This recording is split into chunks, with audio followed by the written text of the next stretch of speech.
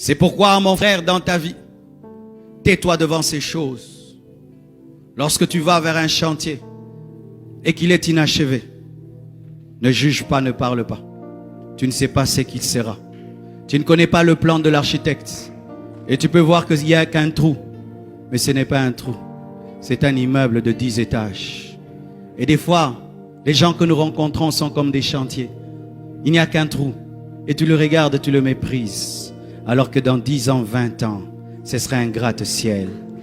Taisez-vous devant la destinée des hommes. Ne parlez pas beaucoup devant la destinée des hommes. Nous que vous voyez là, beaucoup de gens nous ont méprisés. Beaucoup de gens nous ont méprisés, mes frères. Mais aujourd'hui, nous sommes une surprise pour eux. Tais-toi devant une chenille qui est dans son cocon. Quand la chenille entre dans le cocon, elle est atobe. Elle reste fixe. Elle est laide. Mais donne du temps. Il y aura la métamorphose. La chenille va devenir un papillon. Et certains au milieu de vous, vous êtes dans un cocon. Rien ne marche. Tu ne bouges pas. Tu es au même endroit. Financier, spirituellement, rien ne marche. Mais demain, tu seras un beau papillon. Quand tu te tiens devant un tableau noir, garde silence. Tu ne sais pas ce qu'on va y écrire. Certaines personnes sont des tableaux noirs. Rien n'est écrit. Ce sont des personnes lambda. Des personnes qui ne marquent pas. C'est une personne, tu oublies même son nom.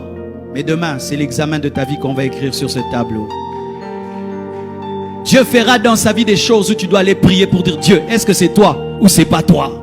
Il y a des niveaux où Dieu commence à agir dans ta vie. Même les chrétiens commencent à prier. Est-ce que c'est Dieu ou c'est la magie? C'est un examen que Dieu donne.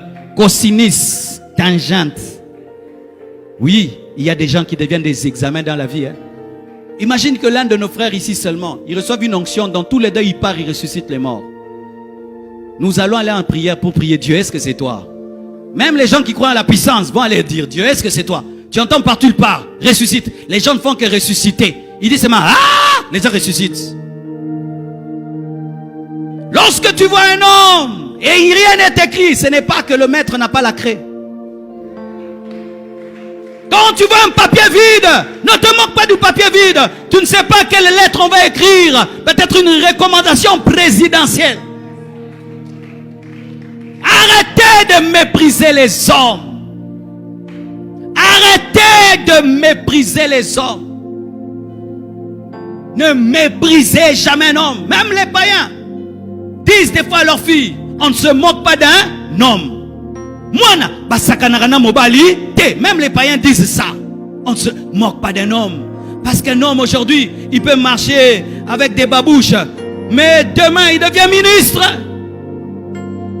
C'est pourquoi même sœur, quand tu dis d'un homme qui veut t'épouser, ne l'insulte pas. On ne dit pas non à un homme en l'insultant. Dis seulement non. Ne dis pas regarde-toi, regarde-moi, regarde-toi. Arrêtez ces regarde-toi, regarde-moi. Il va te doubler un jour dans la pluie. Je sais ce que j'ai dit, hein.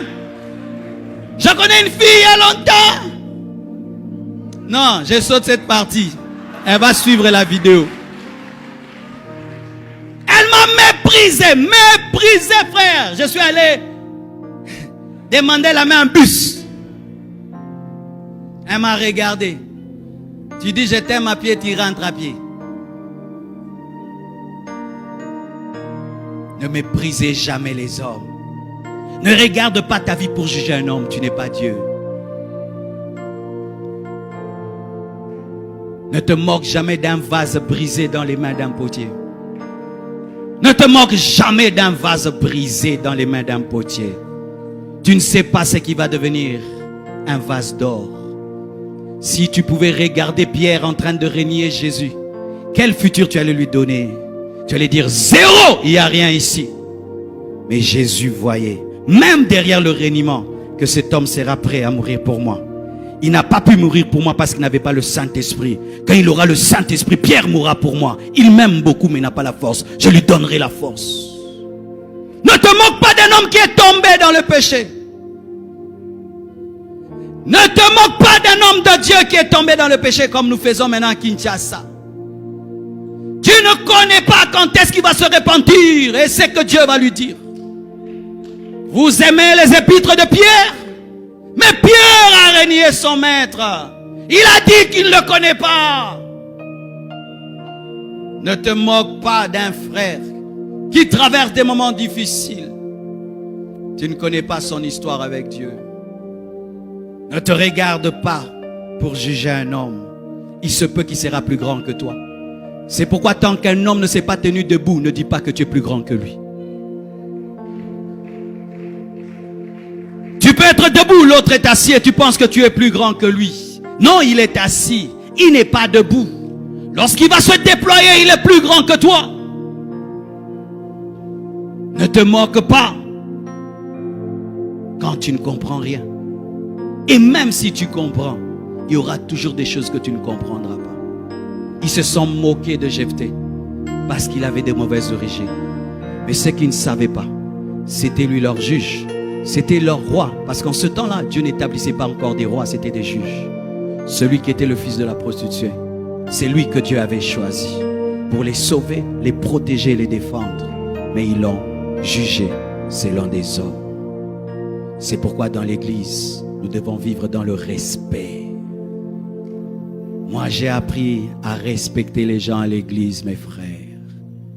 Ça fait 23 ans que je suis pasteur et ça fait maintenant plus de 31 ans que je suis chrétien.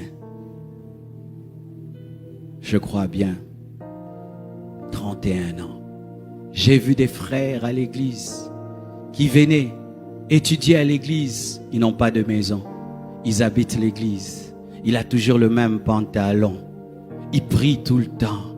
Il cherche Dieu. Toi, tu viens de chez vous. Tu as papa, maman. Et tu le regardes. Mais il prie Dieu de tout son cœur. Aujourd'hui, ils sont dans le monde entier. Ils influencent la terre.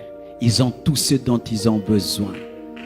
Les choses qu'ils demandaient à Dieu dans le secret, Dieu entendait, Dieu leur a donné.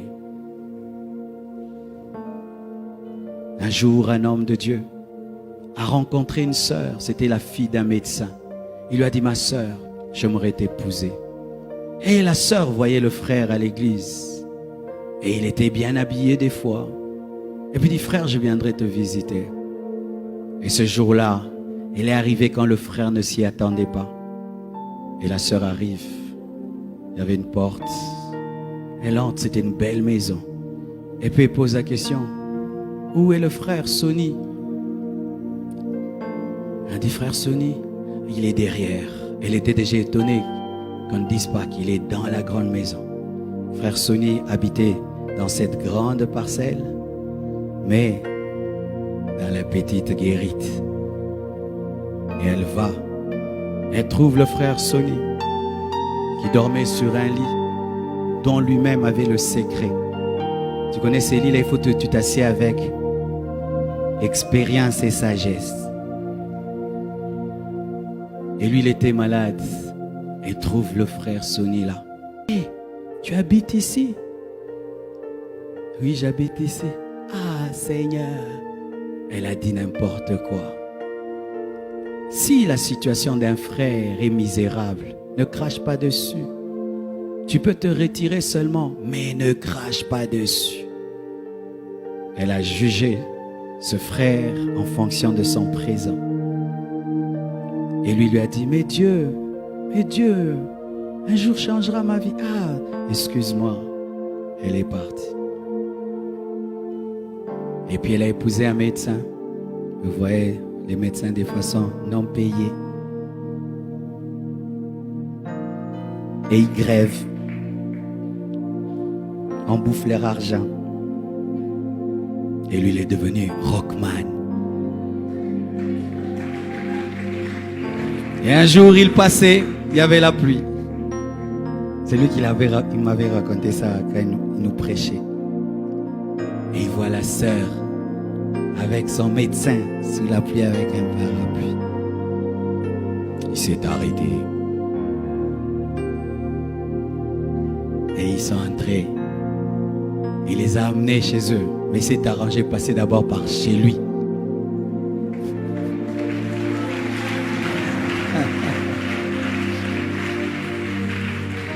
pour qu'il puisse sécher. Et le monsieur était loin. Et la fille est venue et lui a dit, je comprends le verset qui dit que tu perdras par ta faute ton propre héritage. Elle a dit ça. C'est pas que j'encourage les frères, t'as rien, tu cherches une femme.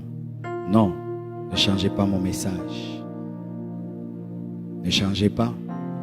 Lui, il avait un ministère déjà. C'est pas que t'as rien là et puis tu veux, non. Il avait déjà un ministère, mais il était au début. Au début du ministère, mes frères, je transportais les bancs. J'achetais les bancs à Montbéliard, dans la boue. J'allais au marché acheter une chaise en plastique. J'habitais des maisons dans lesquelles il pleuvait, dans lesquelles il y avait des gros rats. Je restais devant un arrêt de bus jusqu'à 23 heures pour trouver un taxi. Nous serons à 2 devant. Certains, en voyant ça, m'ont méprisé. Mais d'autres ont vu qui je serais.